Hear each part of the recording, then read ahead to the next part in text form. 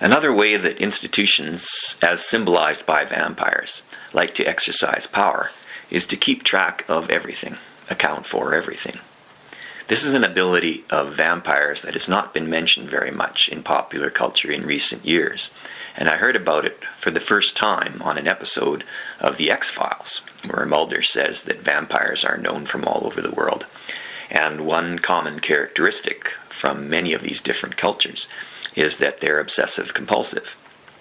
They have a sort of bureaucratic side to them.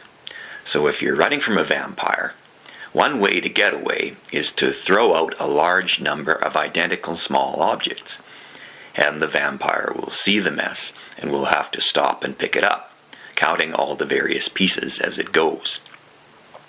There is one popular culture example of this, which is of course the Count from Sesame Street, who counts practically everything he can get near, including himself. He has a counting song at this website that's fun to listen to, and he also shows one possible vulnerability of vampires in a picture where he's shown counting snowflakes. One might imagine that perhaps vampires might not fare too well in cold climates, because every time it starts to snow, you could escape from them when they have to stop to count. Another factor that comes up in one of the videos on the Sesame Street website is that the Count is depicted as being quite a lonely figure, someone who's isolated from those around him.